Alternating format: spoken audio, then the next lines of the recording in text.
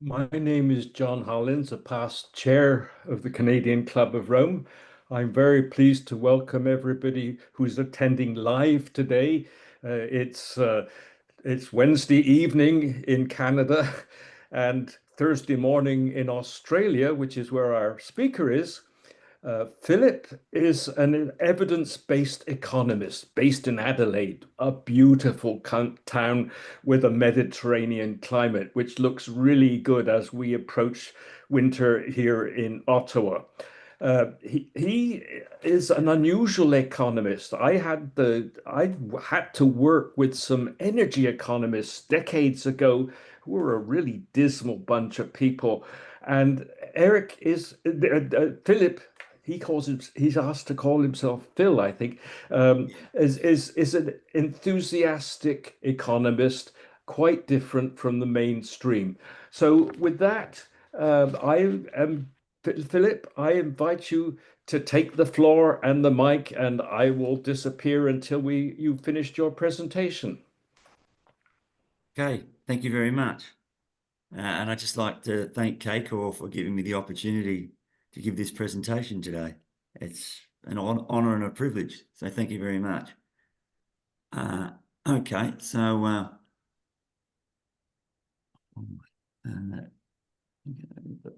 sorry, but can't quite see the top of my screen there, but anyway.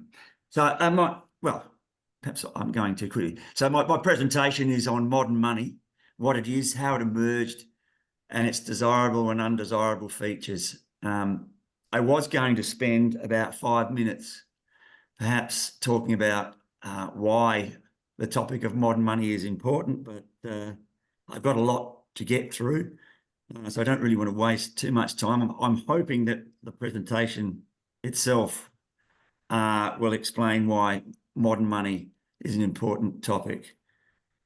So if we're going to talk about and look at the concept of modern money, I guess that raises the question, what is meant by modern?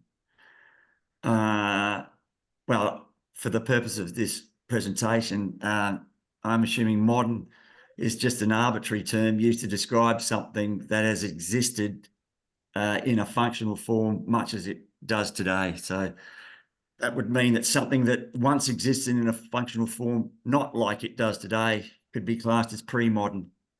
Now, for some things that might mean that modern is within 1 year, meaning that if the thing we're talking about is 2 years old, it's pre-modern.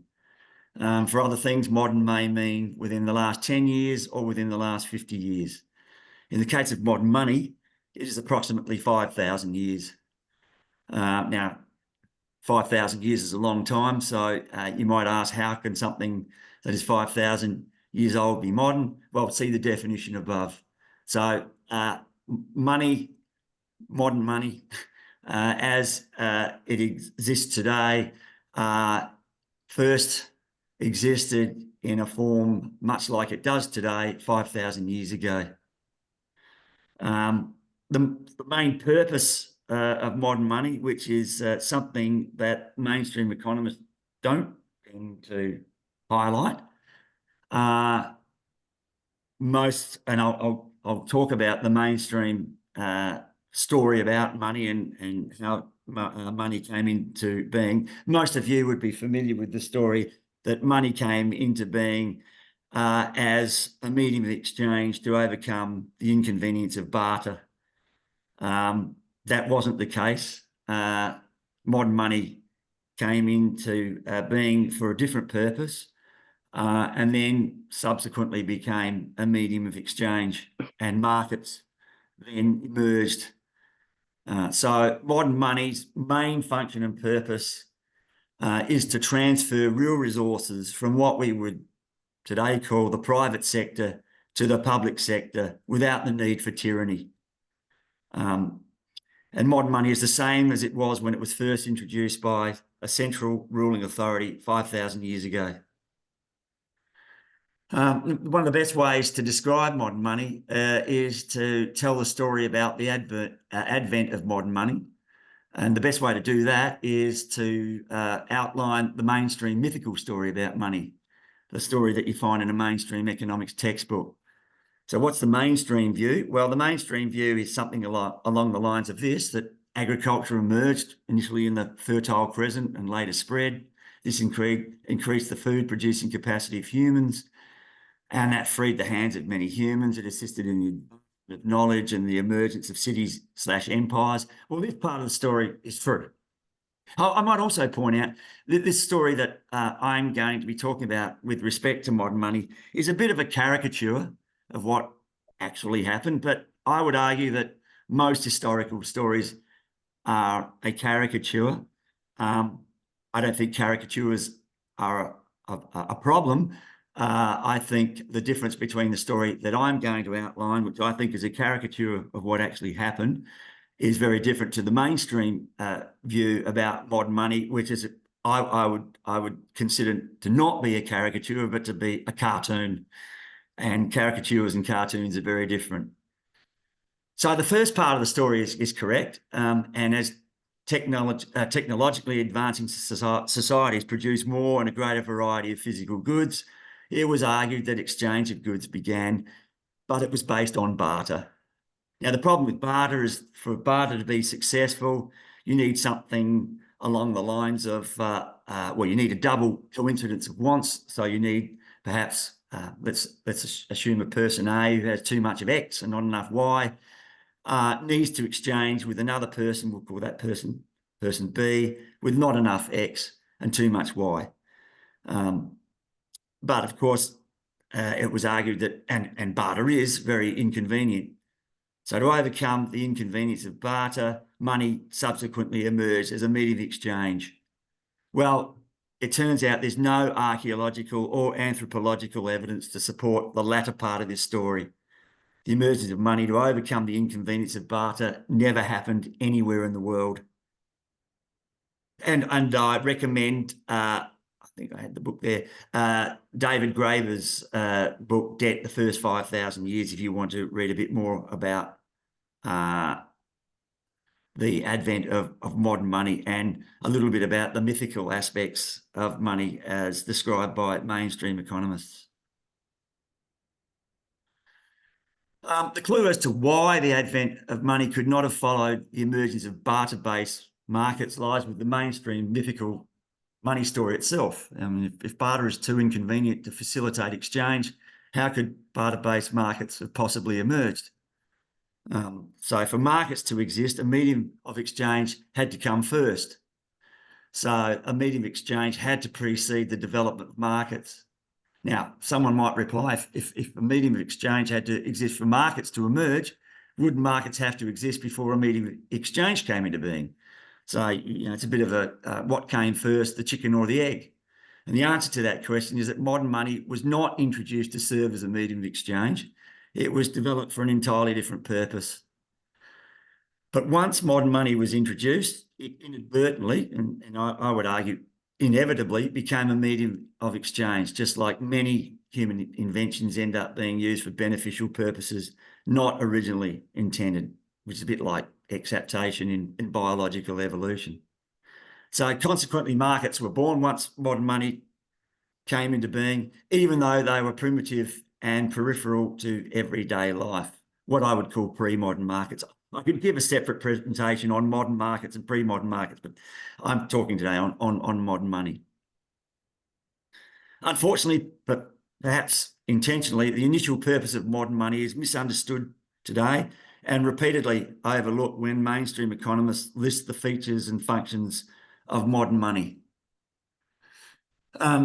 We know that money first emerged in a primitive form as nothing more than a unit of account, and long before markets existed. Once again, I refer you to David Graeber's book, Debt, the First 5,000 Years. Pre-modern money was simply a way of recording debts.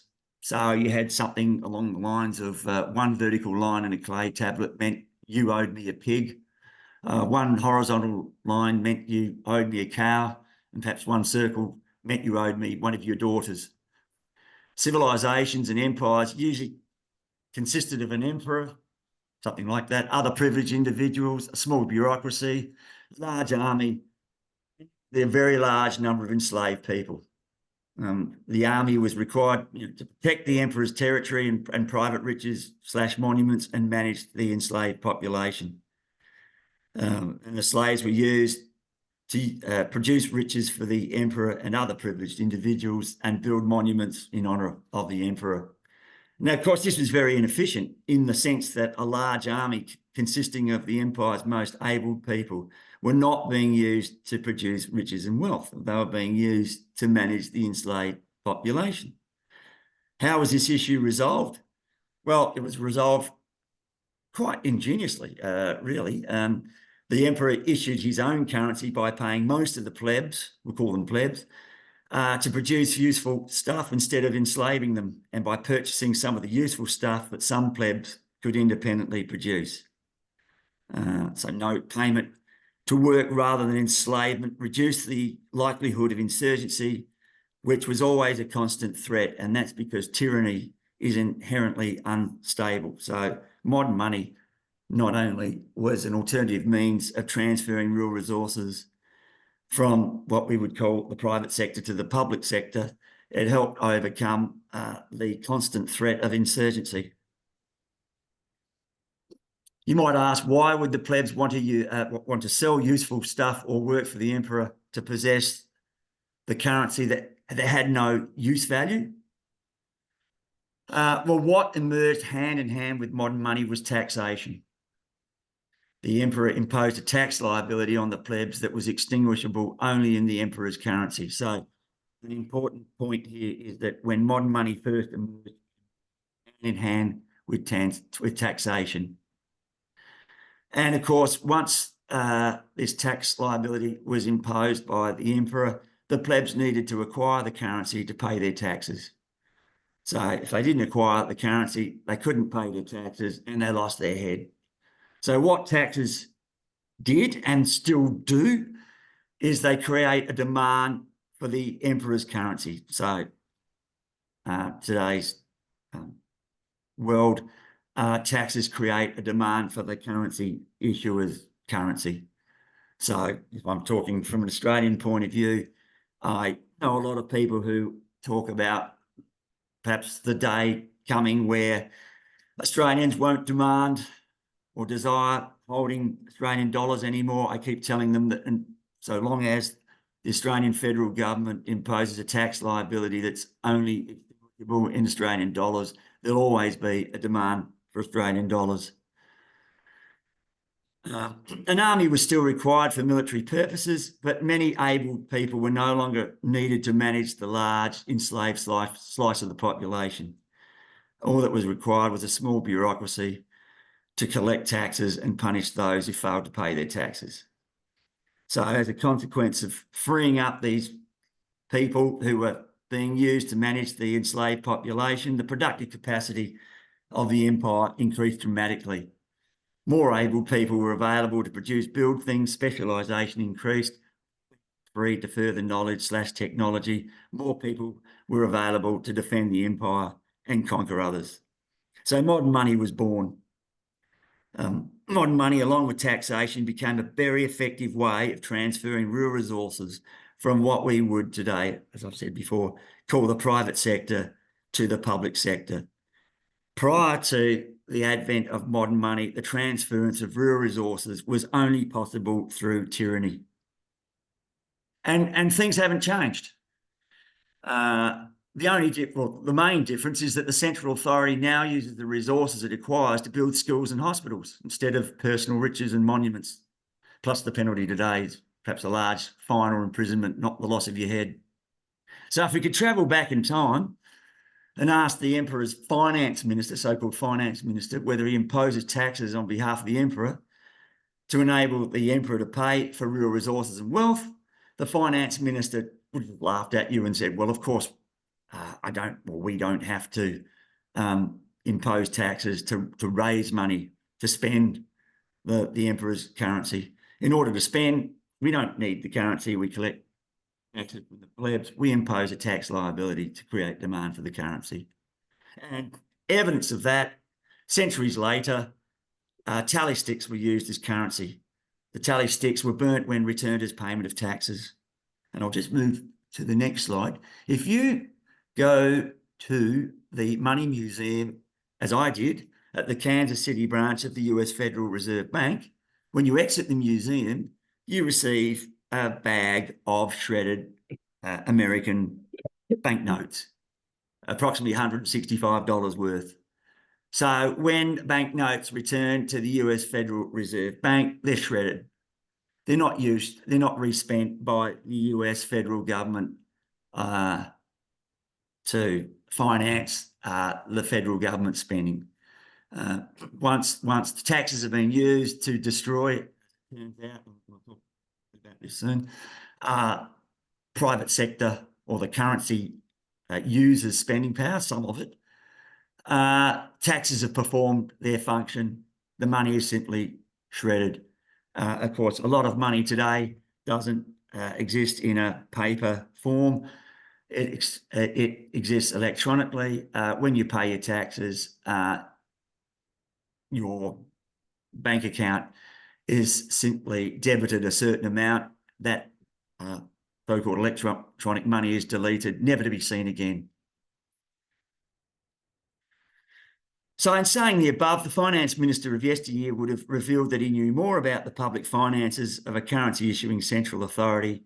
Now, I'm talking here from an Australian perspective, but I think the Canadian system of government is very much the same as Australia, would reveal more about the knowledge about the public finances of a currency issuing central authority than our present Prime Minister, the Federal Treasurer, the Secretary of Federal Treasury Department, about 99.9% of economists, and probably all the economists who've won a so-called Nobel Prize in economics. Just for a bit of fun there. I'm just pointing out that's just another myth. There is no such thing as a Nobel Prize in economics. So modern money is and has always been a creature of the state. It is a social institution and it has always been accompanied by taxation. You may be familiar with Jared Diamond's famous book, Guns, Germs and Steel, which documents the events and good fortune that gave some civilizations enormous advantages over others. It's my belief that the title of Diamond's book overlooks one key advantage: modern money. So perhaps the title ought to be Guns, Germs, Steel and Modern Money. The reason for that, well, increased wealth, knowledge and labour productivity from establishing modern money and using it and taxation as a means of transferring real resources from the private sector to the public sector without tyranny, gave empires using modern money a technological military advantage over empires that did not. Now, we know that empires often clashed. Well, the empires with the military wealth and technological advantages from having introduced modern money were able to subsume or conquer empires that hadn't. This, and because many empires needed to harness the benefits of modern money to enjoy the same wealth and military capabilities to ward off invaders, led to the spread of modern money. And this goes largely unrecognised, even by historians, including Jared Diamond, I think because of a lack of understanding of modern money. As a consequence, the historical role of modern money and its continued importance today is overlooked and generally misunderstood, as are the public finances of currency issuing central governments. Sometime after modern money was introduced, modern money became a medium of exchange. So the important point here is that money came first, markets came second. And the mainstream story is that markets came first. They were barter-based, and then money used as a medium of exchange to overcome the inconvenience of barter, which, as I pointed out before, archaeological and anthropological evidence indicates that no such thing ever happened. Why did modern money become a medium of exchange? Well, exchange probably became more prominent as private wealth increased, even though initially this would have only applied to a small percentage of the population. Exchange began because at some point you didn't have to sell something to the central authority or work for the central authority to obtain the currency to pay your taxes. You could obtain the currency by working for or selling something to someone who was paid more of the currency than she needed to pay her taxes. How did this come about? Well, at some point, the central authority spent more money into existence than it destroyed through taxation. Now, we, in my opinion, wrongly call that the authority's budget deficit. There's no deficit at all. It's more correctly a net fiscal injection. And as a consequence of the central authority spending more money into existence than destroying modern money through taxation, people were left in possession of money, what we rightly call savings, or the currency used as surplus. Point out, because I'll come to this a bit later on, that the central authority's net fiscal injection, what we call, in my opinion, the budget deficit, equals the currency used as surplus. So in the aggregate, the private sector, the non-government sector, cannot net save unless the central authority runs what is commonly referred to the budget deficit. This enabled people to use the currency as a medium of exchange, and as a consequence, markets were born. So whereas initially, to obtain the currency to pay your taxes, you needed to either work for the so-called emperor or sell something that the emperor wanted, there came a point where you didn't necessarily have to do that. You could perhaps work for someone or sell something to someone who had accumulated some of the emperor's currency as a consequence of the central authority spending more money into existence than the central authority destroyed through taxation. People accepted the currency as payment, knowing there was always a demand for the currency.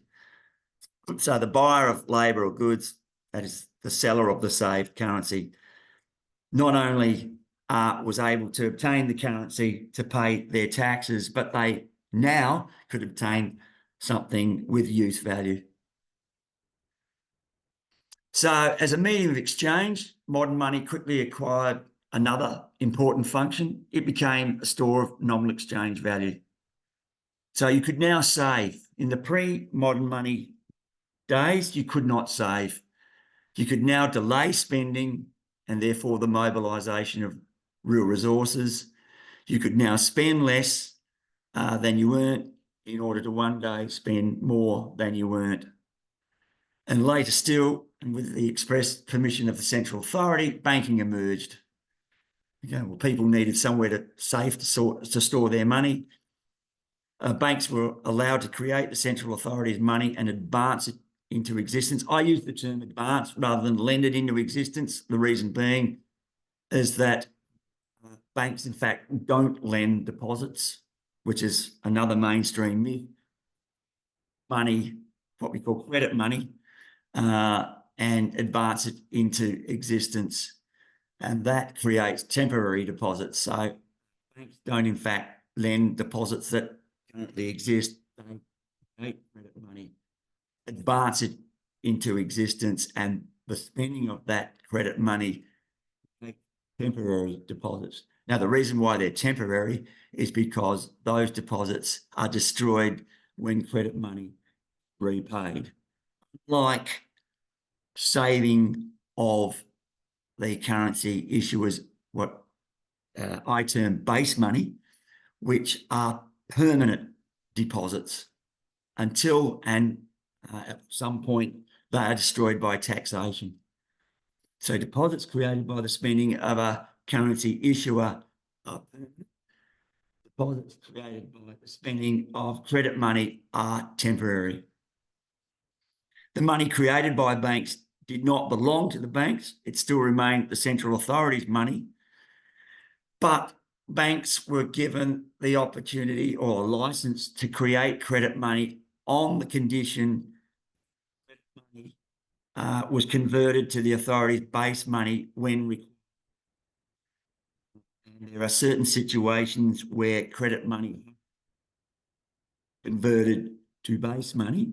For example, if you have yourself a tax bill and you don't have enough money in your bank account, you can borrow money from a bank, technically speaking, you cannot use that money to extinguish your tax liability, because the central government will only accept its own currency. In other words, base money. But you can, in fact, use that money only because the bank that you've borrowed the credit money from, in that situation, will be required to convert credit money to base money, upon which you can then use that money. You're not aware of this yourself. An Australian dollar or a Canadian dollar or an American dollar or a euro is Australian dollar or American dollar, euro. It's only important from the point of view of the bank. You don't have to worry about that, but the banks do have to worry about it. Banks, when they convert credit money to base money, in fact, have to borrow the base money from the central bank. They pay interest on that, but they still make a profit, because the interest they're paying to borrow the base money will be lower than the interest rate that you'll be paying on the advance. So they'll still make a profit. So with usury, one could now bring spending forward. So think about modern money. You could delay spending, that's saving, but with possible, because of the advent of modern money, you could now bring spending forward. One could spend more than they earn now and spend less than they earn in later years to pay off their debt. So this enabled people to purchase high-priced items such as property without having to save for years to accumulate funds. So you can buy a house now, which means you're spending more than earning now, but of course you have to spend less than you earn over the period it takes to pay off the advance and any interest that is charged by the bank that has advanced you the credit money, or the credit money. So like savings, advances merely shift the timing of spending and the mobilisation of real resources. Now, what this did was this completed an extraordinary feature of modern money that a lot of people don't always consider, and that is society now had a spending time machine. So modern money is a spending time machine, which allows us to delay spending and the mobilisation of resources, which is what we do when we save, and bring spending and therefore the mobilisation of resources forward. Now, this has all sorts of implications, both desirable and undesirable, which I'll talk about. And from a government policy perspective, it has implications for what governments ought to do. I mean, clearly they, in my opinion, should harness the benefits of money, but do their best to quell the undesirable implications of modern money. So with the introduction of modern money, things emerged for the first time. One of them was financial injections into and financial leakages out of the economy. So prior to the introduction of modern money, there were no such things as financial injections into the economy, nor were there financial leakages out of the economy. So there are three, I'll outline them, the three main financial injections and three main financial leakages. One of the financial injections is the spending by the currency issuer, financed by the currency issuer's creation of base money. And that's referred to as the injection of vertical money, since it is injected from the top of the money pyramid, which is denoted as G. The reason why it's at the top of the money pyramid is, for something to be at the top of the money pyramid, it must be money in a form that can be used directly to extinguish tax liabilities, which you can do if you possess base money, which you may possess if perhaps you work for a central government and you're paid base money and you haven't spent that base money. So savings generated or deposits generated by spending of base money by a currency issuer allows you to save money in a permanent form.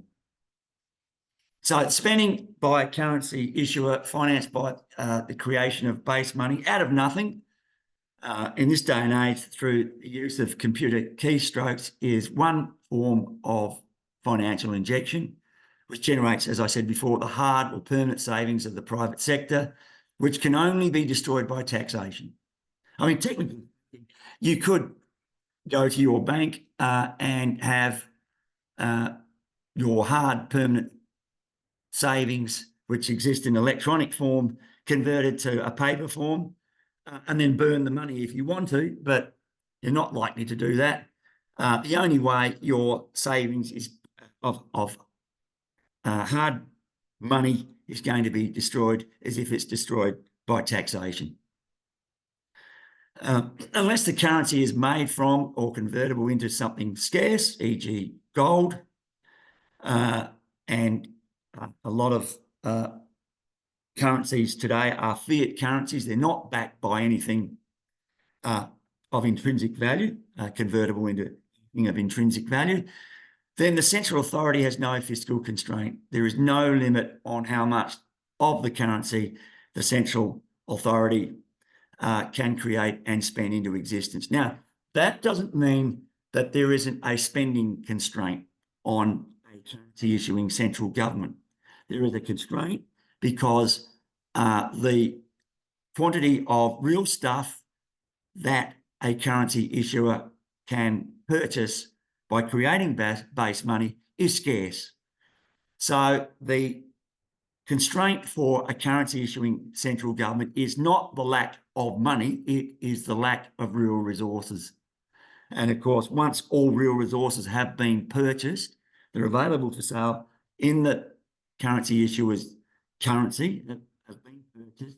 Any further spending, whether it be by the currency issuer or currency users, if they borrow money, is going to result in spending exceeding the productive capacity of the economy. It's just going to be inflationary. So inflation is the constraint, not only for you and I, but a currency issuing central government. The result of the fact that real resources are scarce. But unlike you and me, who has a limit on our capacity to access modern money, to financially claim real resources, that's not the case for a currency issuing central authority. So if you ever hear someone or even a member of government say, we can't do X, Y, and Z because we haven't got the money, they either are unaware that they do have the money or they're lying. There may be a problem for the central government being able to do X, Y, and Z because perhaps to undertake X, Y, and Z as promised, maybe it's an election promise, there may not be the real resources available for the central government to purchase in order to do X, Y, and Z, but accessing the money required to financially claim the real resources, if they're available, is never a problem for a currency issuing central government. It is a problem, it can be a problem for lower levels of government. So in Australia, we have states, we have, in fact, we have three levels of government. We've got the federal government, we've got state governments. In Canada, they're provincial governments, and we have local governments. In Australia, state governments and local governments are currency users.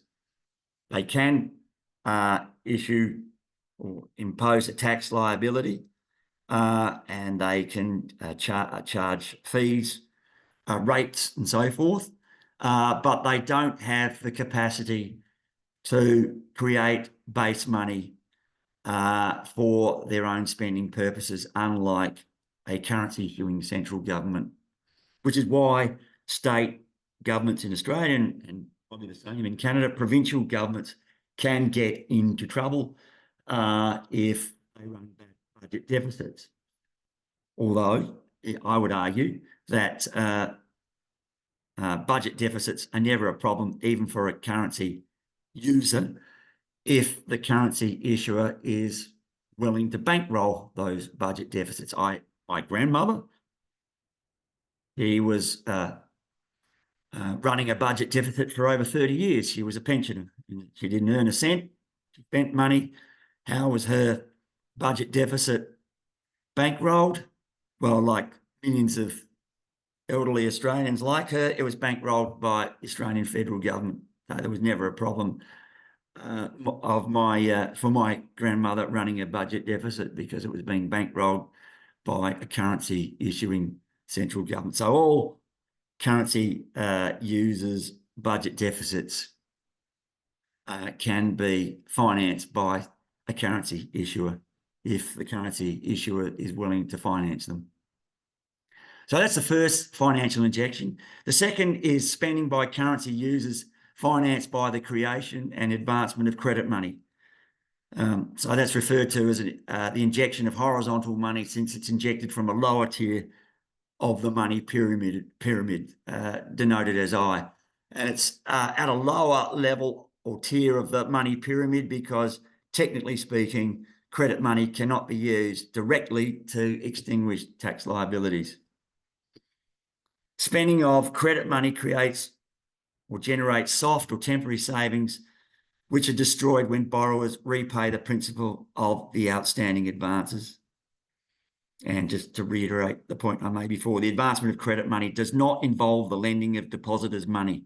It's another mainstream myth. Banks simply create credit money out of nothing.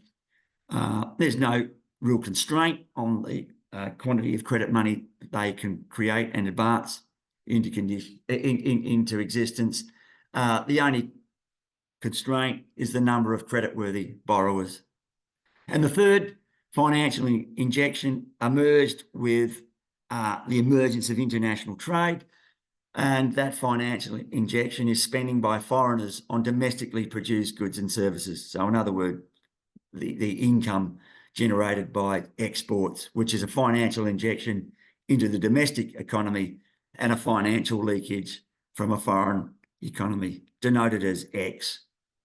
Then we have the three financial leakages.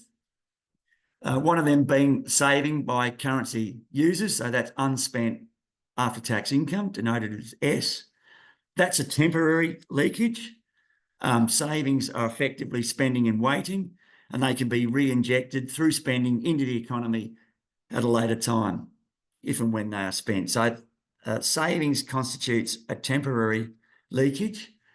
The second major financial leakage is taxation by a currency issuer, denoted as T. Taxation destroys the spending power of currency users. From a macroeconomic perspective, taxation exists for no other reason than to destroy the spending power of currency users. It's not used by currency issuers to re-spend, to finance their spending. The modern money destroyed by taxation is a permanent leakage. So modern money destroyed by taxation is money never to be seen again. And with the emergence of international trade, domestic spending on foreign produced goods and services, in other words, import spending, which is a financial leakage from the domestic economy into a foreign economy, which we might denote as M. Now, an important point, that with modern money, we now have financial injections and financial leakages. Financial injections must equal financial leakages. Why? Well, another important point, spending on domestically produced goods and services always begins with a financial injection into the domestic economy. So it always begins with one of the three financial injections that I referred to: spending by a currency issuer, financed by the creation of base money; spending by currency users, financed by the creation and advancement of credit money; or money injected into the domestic economy through export revenue earned by sending goods off to the rest of the world. So all spending starts with a financial injection.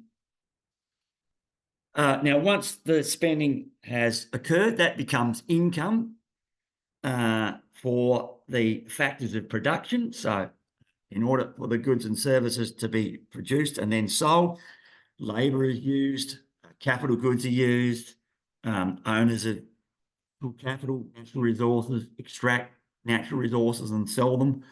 The factor payments to the factors of production receive the financial injection that is of money, of modern money that's injected into the economy through spending. Some of that will be used to save, to pay taxes, that is to extinguish tax liabilities, and whereas the remainder will be spent on goods and services. Some of those will be imported goods. All three of those constitute leakages from the domestic economy. So the saving, the taxation and purchase of imported goods constitute leakages. What remains, of course, is another round of income and spending. So you get the financial injection, the spending, some of it leaks from the economy in the form of saving, taxation, purchase of imported goods. The rest is spent on new domestically produced goods and services. And we know that because if it wasn't spent on domestically produced goods and services, it would be one of the three leakages. That leads to another round of spending and income, which because of the leakages is smaller in magnitude than the income generated by the previous round of spending. And the spending process continues until the entire value of the initial financial injection leaks entirely from the economy, at which point financial injections or financial leakages and the spending process ends. Further spending is now only possible if it's financed by a new financial injection. And this forms the logic of the basis of the expenditure multiplier, which you can find in a mainstream economics textbook, and it's one of the few things you can find in a mainstream economics textbook which reflects reality. So total spending on new domestically produced goods and services, in other words, a nation's GDP, is effectively equal to A bar times the expenditure multiplier. And A bar are the three financial injections, I plus G plus X.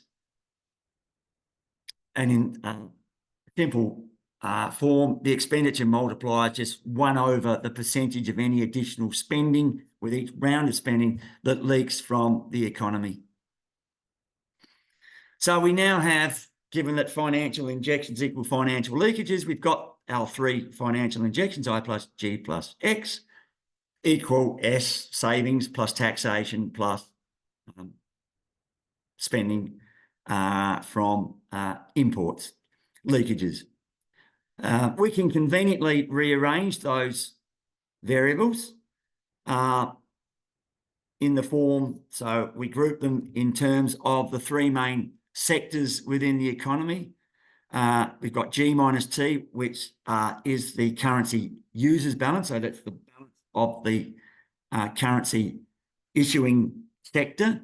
We have the currency users balance, which is S minus I, S being saving, that is the after-tax income that we don't spend, minus the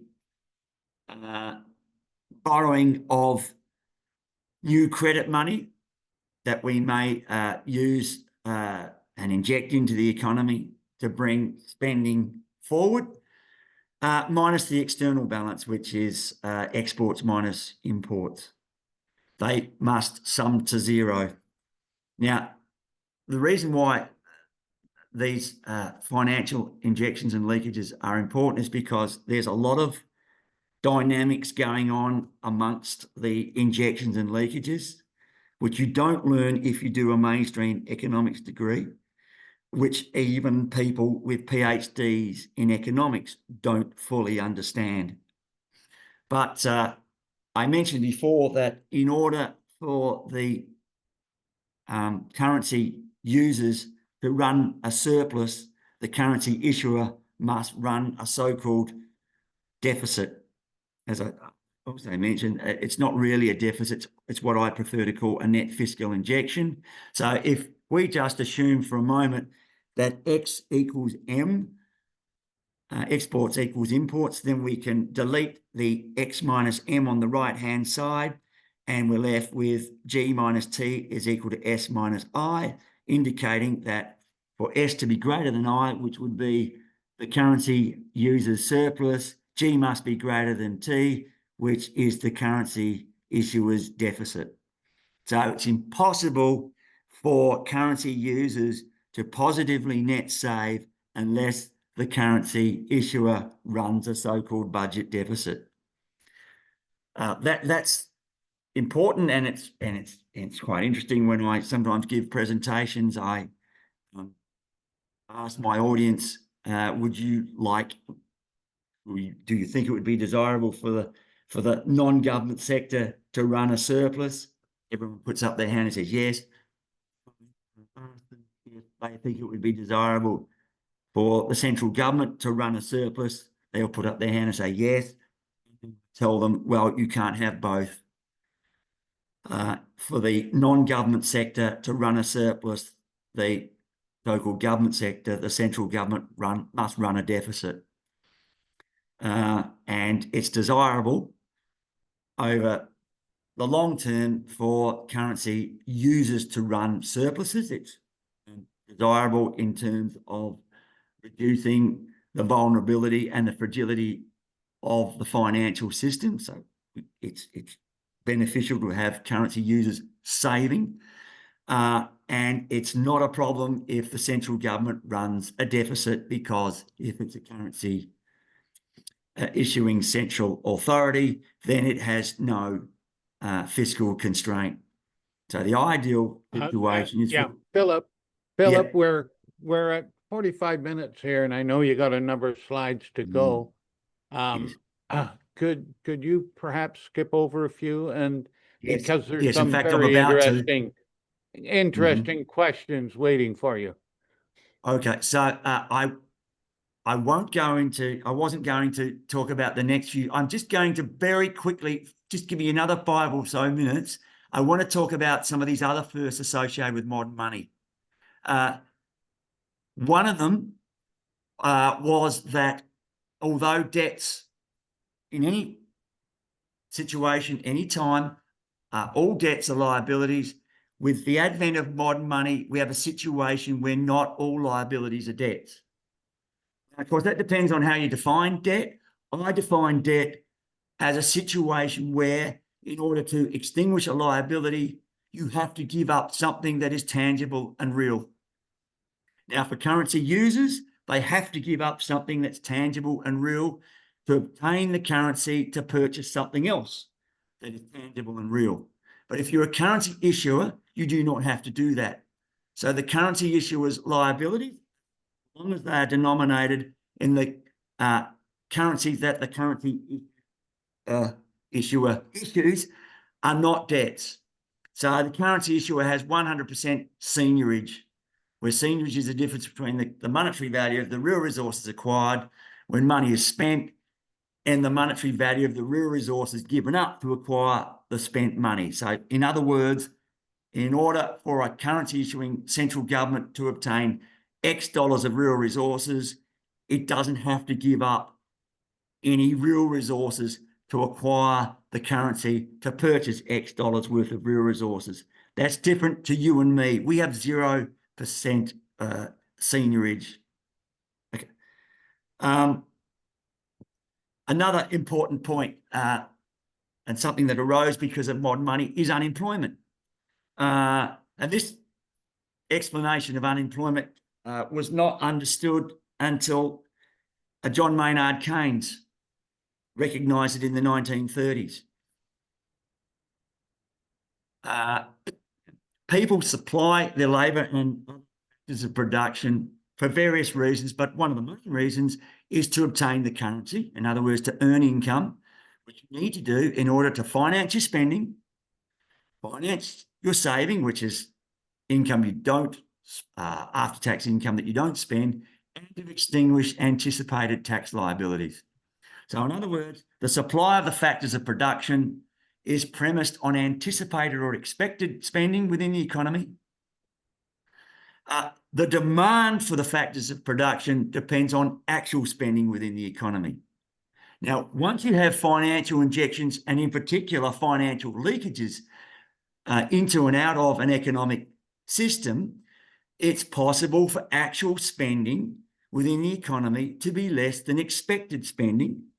And if that occurs, then the demand for the factors of production are less than the supply of the factors of production, and that can lead to unemployment, idle real resources.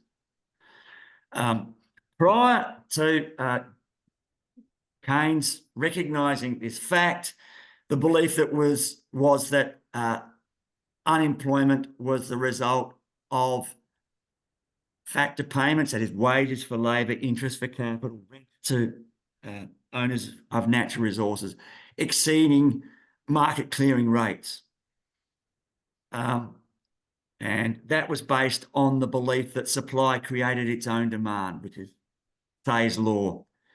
Well, it turns out that even if you have so-called market clearing factor payment rates, you can still have idle resources because the demand for factors of production can be insufficient to fully employ all the factors of production supplied. And the reason why that can occur with modern money as opposed to the pre-modern money days is because, to a large extent, for nothing else, for no other reason, you need to supply at least your labour if you don't supply other factors of production to obtain the currency to extinguish your tax liability. So to a large extent, we're all forced to supply factors of production to at least extinguish our tax liabilities, which leaves us vulnerable to unemployment. If there is insufficient spending within the economy, and therefore insufficient demand for the factors of production, then we could be left unemployed, supplying either our labour, human-made capital, natural resources, making them available for use, and those resources, our labour, not being demanded. So unemployment became a problem. Inflation was also a problem. Inflation came about because of the fact that at some point the currency issuers' spending plus the spending of currency users would have exceeded the productive capacity of the economy and led to what is often referred to as demand pull inflation. Now, if the currency issuer was determined to spend at a particular level, to have certain things built, constructed, the currency issuer had to do something to reduce the spending of currency users if it was going to prevent demand pull inflation. Well, it's likely... Philip? Yes? Philip? Yes? Wind up in a minute, please. And I've got people waiting to talk to you. Okay. All right. Okay. So I won't go through... Another thing that emerged was economic rents, if you're familiar with economic rents, from the sale of real resources and goods and services. But even worse, in more recent times, it has allowed individuals to earn economic rents from the sale of designer financial assets and durable assets. This was not possible in the pre-modern money era. So modern money allows people to become billionaires. There was only one way you could be extremely wealthy in the pre-modern money era. You had to be a tyrant. You don't have to be a tyrant now. You can become a billionaire in a suit and tie, selling real resources, being a miner, perhaps being an actor on the screen, or being a sports person wearing a sporting uniform. And financial systems were now subject to instability. Okay. What does that all mean? Okay, it means that whilst there are some desirable features of modern money, there are many undesirable features: unemployment, inflation, the ability of people to exploit modern money to generate economic rents for their own benefit to the detriment of society. That requires, well, governments should, well, put it this way, should we abandon modern money? In my opinion, no. Modern money is necessary. It's a functional requisite in a modern, complex, technologically sophisticated economy. We could not do without it. But governments need to do more to exploit modern money. Firstly, to eliminate unemployment, to provide public goods in the quantities that we desire, which cannot be, because of the peculiar characteristics and features of public goods, cannot be supplied in sufficient quantities by the private sector. And governments need to confiscate economic rents that arise because of modern money, which they can do with taxation and so forth. They can also use their spending capacity to ensure there is always full employment. So I'll just leave it at that. Thank you. My first lecture by an economist, and I understood most of it, including your equation. So thank you for that. Neil Jones, please open your video and your sound and ask your question after I've told Peter McKinnon to please get on deck. Thank you. Off to you, Neil Jones. Thank you, John, and thank you, Phil, for that talk. Phil lives down the road.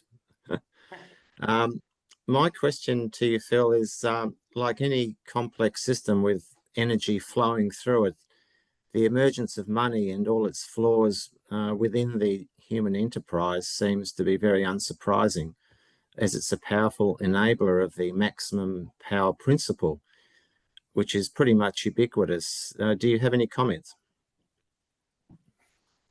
Yes.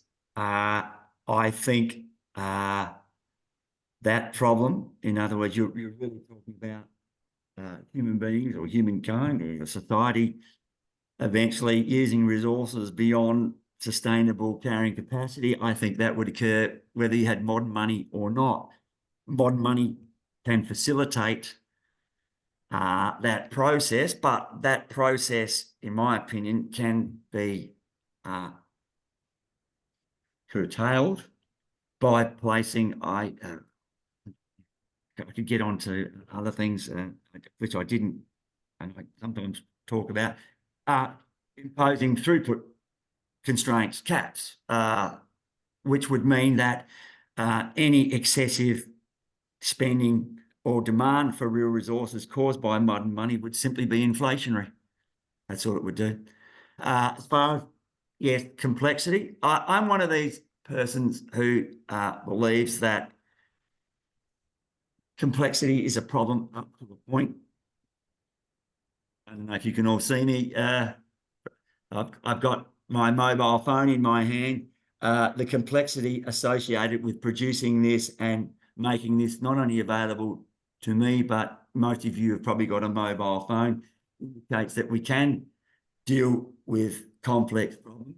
The market, not very good at dealing with complex problems. And in fact, if I was to give a presentation on modern markets, I would point out to people that since the advent of the Industrial Revolution, where we went from pre-modern markets to modern markets, we moved to an era dominated by central planning. It always intrigues me when I hear a CEO of a corporation markets and pose a central planning when they are in fact drawing a large salary by being in charge of a node, a privately owned node of central planning. Way to deal with a complex problem, collective action and central planning, up to a point. When a problem becomes sufficiently complex, then you have to break that problem up into smaller problems being dealt by smaller individual nodes of central planning. Modern markets in my opinion, are a functional requisite of a modern, technologically sophisticated, complex society, because they're not coordinating mechanisms. They are, in a sense, one of the many communicating mechanisms that we have. Now, do they communicate the right information? No, they don't always communicate the right information, but yeah. But I don't see modern money as being a complexity point of view. And in fact, I think they help us deal with some of the complex problems and issues that we confront. Thank you. Peter McKinnon, you're to speak, please, and Ted Manning, you're on deck. Thank you, John. First off, Neil, that was a very interesting presentation. I was actually interested. You triggered a thought with me at one point. When and why did governments in the post-Westphalian times introduce money as a monetary exchange between strangers?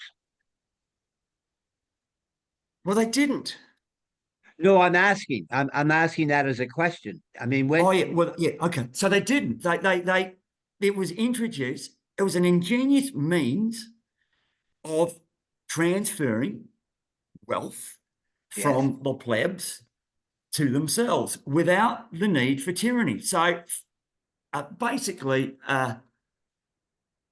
with the advent of agriculture, humankind went through about 6,000 years where the transfer of real resources from what we would today call the private sector, the public sector, was done entirely through enslavement and tyranny. Yeah. As I said, that was very inefficient. It was inherently unstable. This became an ingenious means of transferring real resource, of course, to the benefit of the emperor, not to the benefit of the plebs. And that has not changed to this day, except that the real resources are not used for the benefit of the central government, but are used to a large extent the benefit of people like you and me. Mm-hmm. Roads, schools, hospitals, and so forth. Now, that aspect of modern money and taxation is not widely understood. It's generally believed that a central government imposes a tax liability to raise the money in order to finance their spending. And that's not the role of taxation at all. Once our spending, some of our spending power, is destroyed by taxation, that money goes nowhere. It's just destroyed, never to be seen again. It has performed its function, that is to regulate our non-government spending power sufficiently so that the government's spending plus our spending does not exceed the productive capacity economy. So if the spending of the non-government sector and the government sector exceeds productive capacity, the government could reduce its own spending to reduce inflationary pressure. But if it's determined to obtain the real resources, to provide the schools, the hospitals, the roads, the green infrastructure, low carbon infrastructure that we need in the future, it's determined to spend at a particular level, then it must reduce our spending. And the most effective way of doing that is to destroy some of our spending power, and it is performed with taxation, as it was first performed 5,000 years ago. So that is the macroeconomic function of taxation. It is not to raise money for the government to spend. It is to reduce or to regulate the spending power of the non-government sector so that the government can get hold of the real resources it needs to do X, Y, and Z in a means that is non-inflationary and, of course, without the need for tyranny. Peter, you had other points to make. I'll come back to you in a little while, if that's okay. Ted Manning and Art Hunter, you're on deck. Thank you, John. That was very interesting. And I must admit, I learned stuff about economics that I'd never learned before. I have been fortunate to be in strange countries at strange times. I was in Zimbabwe when people were coming with wheelbarrows of currency, which essentially had about an 80% per day inflation rate. And I've also worked in the Maldives, where there still are islands that are using stockpiles of cowrie shells as a real exchange mechanism. So just to show you some action, but the thing I'm surprised about right now is cryptocurrency, because in both of those cases, people actually believed the currency was worth something. How about cryptocurrency? Okay. Firstly, for anyone who feels that they're learning something for the first time, don't be embarrassed. I had a so-called Nobel Prize winner in economics also in the audience. They're probably learning something for the first time too. Well, as far as as I mentioned, Bitcoin is not a currency; it's a commodity. The only difference between purchasing gold and purchasing Bitcoin is that gold actually exists. Bitcoin doesn't. So it's a crypto commodity. Now, gold can be used as a medium of exchange. So can Bitcoin. But Bitcoin is not a currency because, well, at least in Australia, the Australian federal government will not accept Bitcoin as a means of extinguishing tax liabilities. So until such time as a central government accepts a crypto commodity as a means of extinguishing tax liabilities, will remain a crypto commodity, not a cryptocurrency. So they are purely commodities. They don't have to be accepted as payment. They could be worth nothing tomorrow because everyone could abandon Bitcoin tomorrow.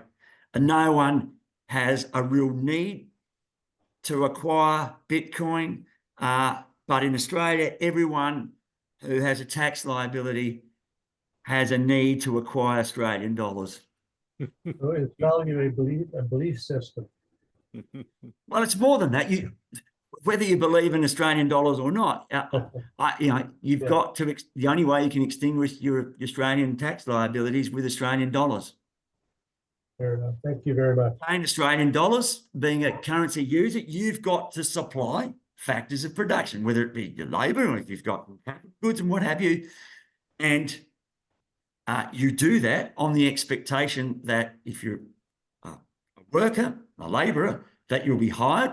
So it's based, as I said, supply of factors of production are based on anticipated spending, but because actual spending can be less than anticipated spending, and the reason for that is because of the existence of financial leakages. All right, so you can imagine that some of us can save. That is, so when we save, we are spending less than we earn. But in the aggregate, what we earn is what we all spend. So if we all try, so it's like the paradox of thrift. You've probably heard of the paradox of thrift, where if we all try to save more of every dollar we earn, we end up saving just as much because we end up saving more of every dollar we earn, but we earn fewer dollars because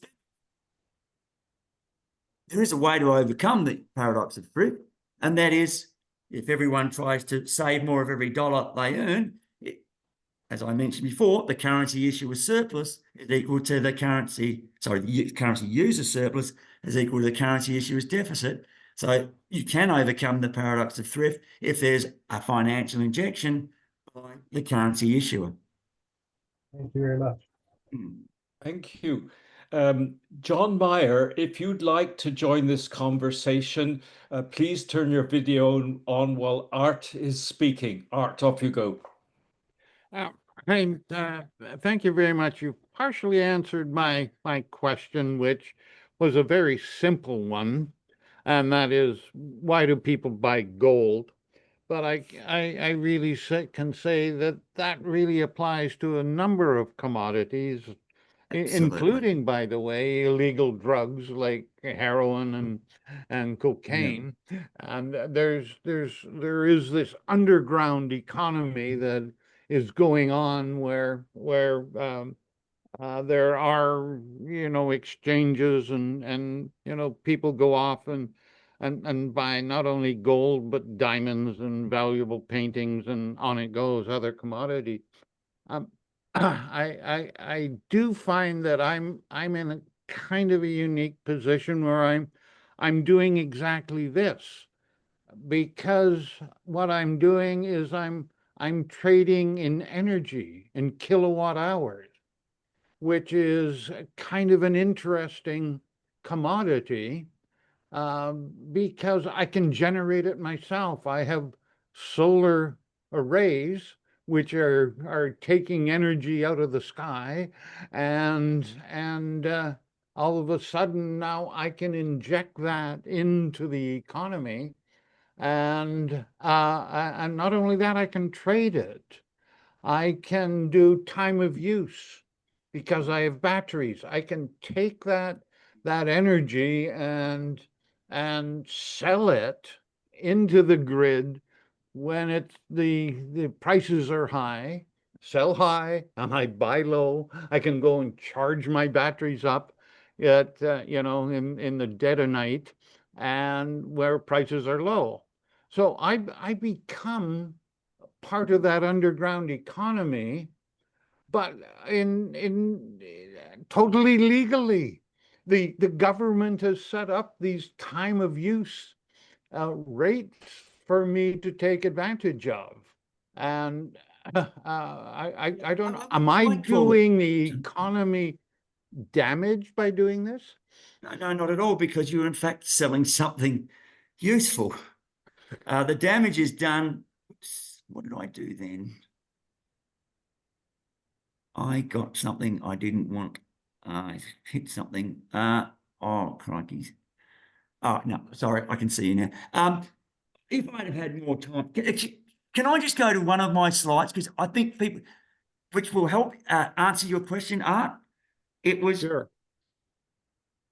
So do I have to hit share screen? Go ahead, share your screen and bring it up. All right. Share, yes. Now I have to go. Yes. Can you see that? Yes, go ahead. Yeah. All right. People can have a look at this in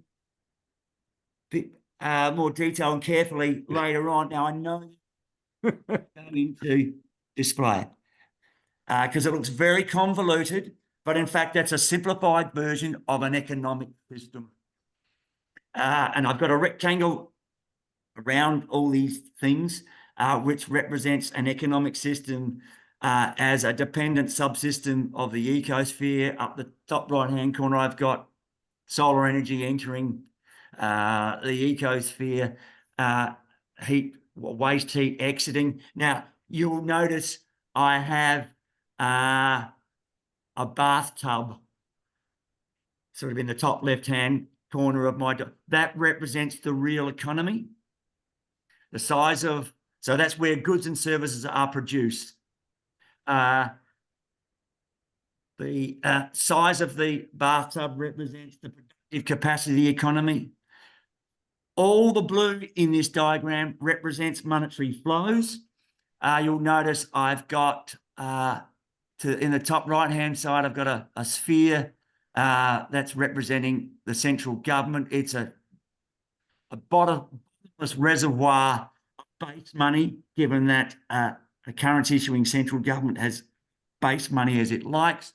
When it spends, you can see an arrow with water going into the bathtub. That's a financial injection. That was G.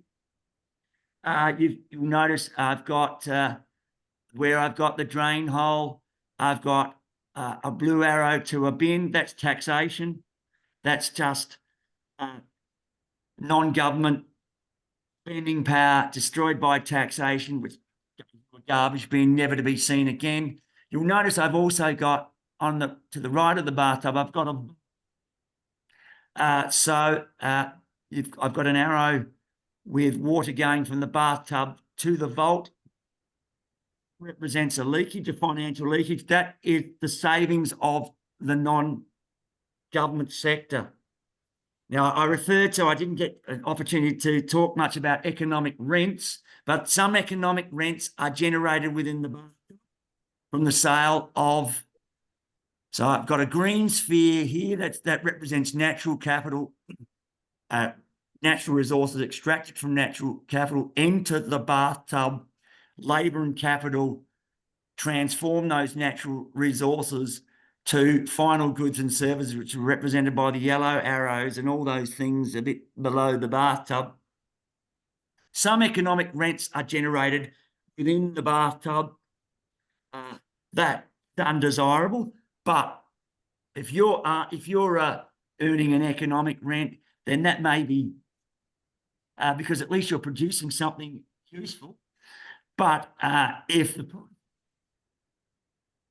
is equal to your minimum supply price, then you are not earning an economic rent. I would argue if you were receiving a price above the minimum supply price, that is the price you feel you need to receive before you put electricity back into the grid, then you'd be earning an economic rent, and perhaps that should be confiscated. But the worst economic rents, and something that's overlooked, are the economic rents by the water in the vault. So this is government sector's savings that doesn't just sit there idly in the vault. It circulates, and the circulation involves the purchases of all these things I've got down here of assets. They can be gold, they can be a Picasso painting, it could be property, it could be an agricultural commodity, a mining commodity, purely for speculative purposes. And some of the largest fortunes in this modern age are generated. Now, 200 years ago, there were people generating large fortunes from economic rents generated within the bathtub. At least those people were producing something useful. But some of the biggest fortunes are being generated by people who are doing nothing more than circulating financial assets within the vault by buying and selling all these assets. I've got also down here, I've got corporate shares, corporate bonds. I've even got crypto commodities down here. These people are generating nothing of value, use value, and they are enjoying massive increases in their financial, because eventually they sell these assets and they use the money that they generate, these economic rents, as financial claims on the real goods and services, the useful stuff being produced within the bathtub at the expense of the labour, a lot of, generally in the third world, people involved who are being underpaid for their contribution towards the production of useful goods and services. Yeah, I think that needs to be have its own program completely. What's real, what isn't. Art is doing two real things. One is producing energy. Yes. Second, he's acting as a battery. That's a useful service. So two useful things. And even if you are getting filthy rich by it, art, you deserve at least some of that. That's right. Yeah. So when I say that perhaps, but I don't think it's. Yes. So when I said it's perhaps if art is earning an economic rent, that doesn't mean that he should be receiving nothing for his electricity. He simply shouldn't be receiving, and not having a go at you.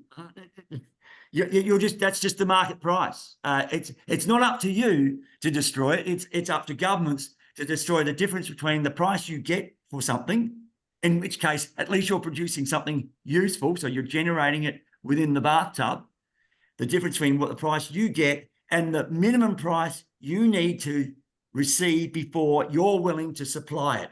The difference between the two is an economic rent. If you receive your minimum supply price, then you're obtaining been compensated for the opportunity cost of what you have given up to be able to generate and store the electricity, and that's fine. Yeah, Okay. absolutely. I'm not sure. But the greatest concern should not be the money that the economic rents, if you are generating an economic rent within the bathtub. The greater concern should be the economic rents being generated within the circulation of financial assets in the vault, which produces nothing of any use value whatsoever. And some of these people are 100% billionaires. I have All of that should three. be confiscated. I find that I'm ethically not as embarrassed as I thought I should be. Thank you. No, it's not something. It's not Claude, something that's unethical. It's not something unethical. If the price you receive, you're not really in control of the price that you receive. Correct. And it's not up to you to obtain a price over and above the minimum supply price. And then, well, I guess if you, now that you're aware of it, perhaps you might give away some of it to charity. It's not up to you to confiscate it. It's up to governments to confiscate it. And governments are unaware of this need to confiscate economic rents, because economic rents lead to greater inequalities. And they also, particularly the economic rents generated within the vault rather than the bathtub, they lead, because a lot of it's financed not from savings generated within the bathtub, but money being borrowed from banks. So you can see to the right of the vault, I've got banks. Some of the money going into the vault, which is then used to speculate on these assets, is in fact credit money. Yeah. So they're not even earning the money from activities with the bathtub to begin with. They're just getting credit money and creating billions of financial claims on useful stuff. Okay, let's leave it at that. There's some other good questions coming as well. Sure. Okay. Thank you very much. Patrick Chang, I didn't get a chance to ask you to please bring up your video and audio, and off you go and make your point. Thank you. Sure. Hello. Thank you. That was this is very enlightening. I'm very simple-minded, not an economist. Can you give me some examples? So you said that base currency is constrained by resources. Can you give me some examples of what counts as a resource and maybe what doesn't count? So I assume things like a country produces food or minerals or energy, that counts, but do existing roads, or does my house count, or schools, or the people who reside in the country? And then is there also a time frame for it? Like, is it the current quantity of resources, or is it sort of a future time at which you might evaluate the amount of resources? Okay, so resources, well, there's three main categories of resources, although two belong by themselves and one by itself. There's natural resources, which we extract from the ecosphere. Then we have labour and human-made capital. Mainstream economists like to lump them all together as if they're all substitutes for each other, which of course they're not. The role of human-made capital and labour is to transform the matter and energy embodied. In fact, human beings don't produce anything. We just change matter and energy. I mean, the first law of thermodynamics says you can't create and destroy matter and energy. So all we do is we just rearrange the matter and energy embodied in real natural resources, which don't have much use value. Iron ore got much use value, but when it's transformed into a steel product, then it can have real use value. It's the whole purpose of production. So the role of and labour is to transform real resources into final goods and services. And of course, they're consumed, or they then depreciate if they're used and become waste. We can some of the waste matter, but you can't recycle waste energy at all. And to waste matter, you need to use more energy. So in real resources is the limited quantity of labour, human-made capital, and natural resources. However, it's only one of them that's the limiting factor of production. So you can have as much labour and human-made capital as you like.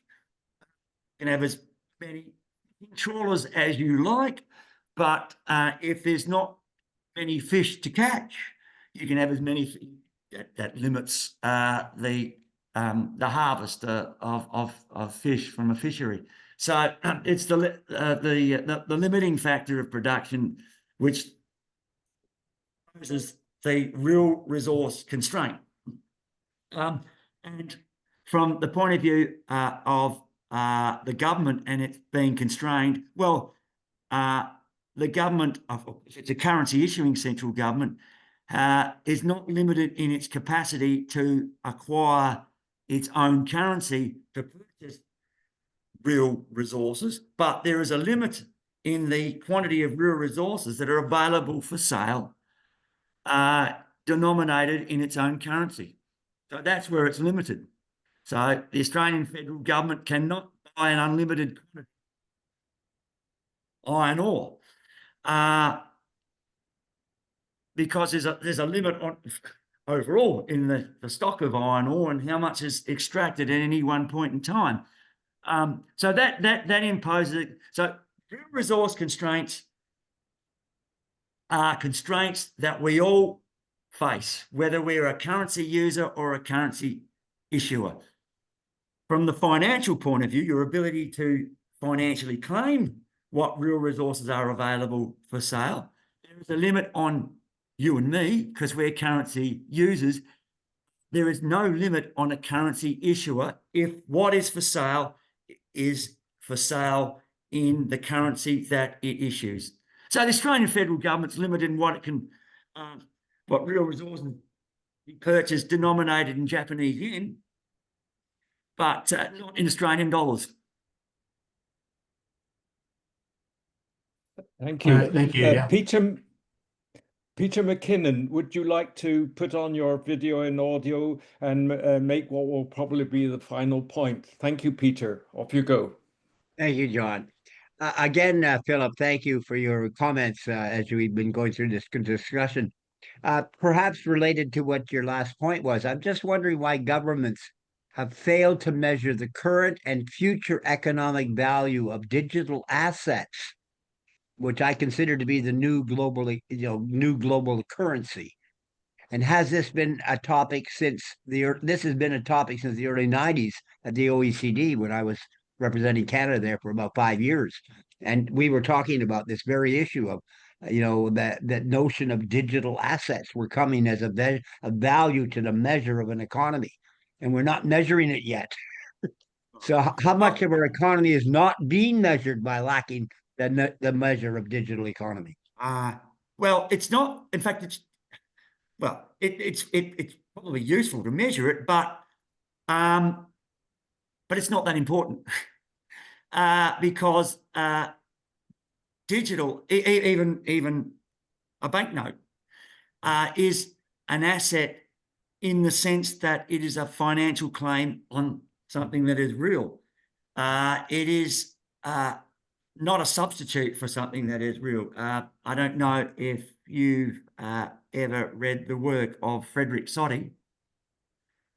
So these digital assets, money, is nothing other than virtual wealth. So if you've got $100 of money in your pocket, for you as an individual, that's equivalent to $100 of real wealth because you know you can walk into a shop and buy $100 worth of real goods and services. Your $100 spending is so small relative to the total economy. Your spending's not going to exceed the productive capacity of the economy.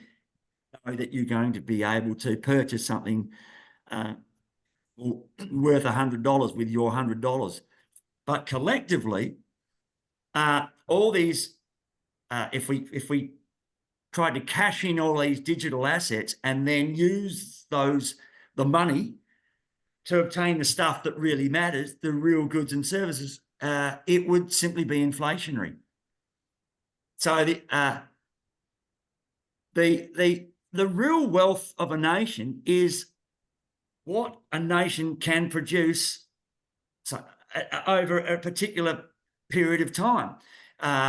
And if the financial claims on real wealth exceed what a country can produce over a particular point in time, then those digital assets don't constitute real wealth at all. They're not even, in a sense, virtual wealth. Well, if you think about the marketplace as opposed to the currency, you're talking basically, I think, about cryptocurrency and a measure of exchange based on that. But we now have trillion-dollar corporations. These corporations make nothing that you can touch. They make software. It's massless, it's frictionless, and you can distribute it anywhere in the world instantly. These companies are a new kind of innovation. And so where does this fit in the scheme of things? Because we are now not measuring their value to the economy. Well, if their software is useful, their software is useful and people want to purchase it, then they are producing something useful. And whilst the software seems to be nothing, as you know, there's all these data banks that are using massive quantities of energy. But you can't touch the data either. So they're not. So they are producing something. Perhaps for you and I, we might think, well, that's of no use to me. I'm not interested. But clearly, some people desire it. They wish to purchase it. It's not created out of thin air. It requires massive quantities of energy to produce and to maintain. So these companies, if they are producing something that's useful, they are producing something, they are generating their income from activities within that bathtub. I'm talking about the people on Wall Street who just shuffle pieces of paper and I agree with you. Generate Totally billions that way. Now, it may well be that the software that these companies produce and sell, they're obtaining a price well above minimum supply price. Economic rents are rife, and in fact, art may well be generating it. You are not doing something unethical by if you generate an economic rent within the real economy, within the bathtub. You are just receiving a price perhaps beyond your minimum supply. If it's below minimum supply price, you don't supply it. Right. You need the price to reach a certain level, you supply it. If you receive a price beyond that, that is not your fault. If society doesn't like it, then it's up to governments to confiscate the difference between market price and minimum supply price. And it should do that in some instances. You can't do it in all instances because economic rents to some extent are rife throughout the economy. It's the very large economic rents, the rents that within the real economy, the bathtub, were earned by the Rockefellers in centuries past. Yes, in the past. And by people on Wall Street who aren't producing anything useful whatsoever. The thing about an economic rent is that if you earn an economic rent, it means that you enjoy a financial claim on real wealth that exceeds the value of the real wealth that you've created, which in the case of some of the rents generated within the vault, you're not creating any wealth whatsoever. The only way you can enjoy a greater financial claim by selling something than the value of the wealth, and therefore a financial claim on other stuff. May I ask? It's got to come at someone else's expense. It has to come at someone else's expense.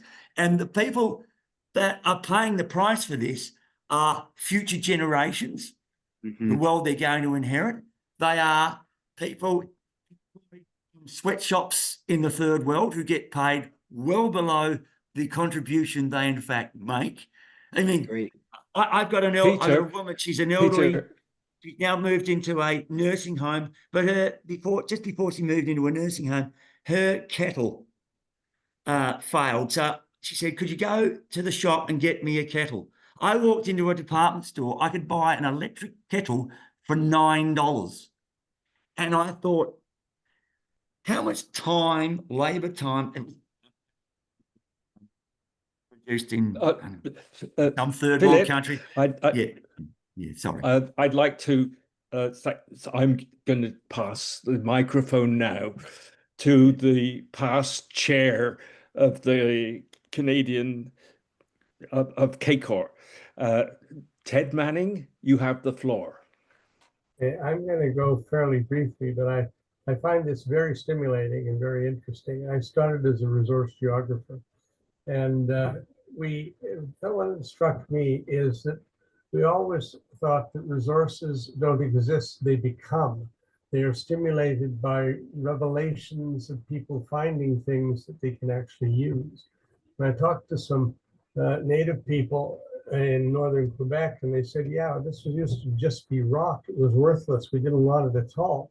But now it's uranium, and they're stomping all over us. They're driving through our communities with heavy machinery just to take it from us. And we're going to hopefully find a way to get a little reward for doing it. The real issue is that it's a very dynamic system. What has value, what has use, what is perceived to have use is changing very rapidly. So I'll come back and make one comment that perceptions alter the value of nearly everything, and therefore we need your analyses to understand what that means in terms of the value that we have in the system, how that changes, and how people can actually benefit from it. So I found that very stimulating. I think everybody else did. You can tell by the questions you got. And therefore, I would thank you very much for coming and talking to us. Maybe in a while in the future, you'd like to come and talk to us again. This is our 260th, I think it is, consecutive session every week. And we have benefited from some very interesting and productive people talking to us. So I thank you again. And I would ask our people to make sure that you share these presentations with other people. It is on YouTube. It will be circulated quite widely, often to very many people. And you can, in fact, expect questions from other people who get the chance to watch it. And I would ask all of our members, if you don't belong, please belong. If you do belong, please pay your dues, because that makes this possible for all of us. So thank you again, Philip. Delighted to see you here. And as I say, we must stay in touch because this is definitely a worthy conversation. Thank you very much.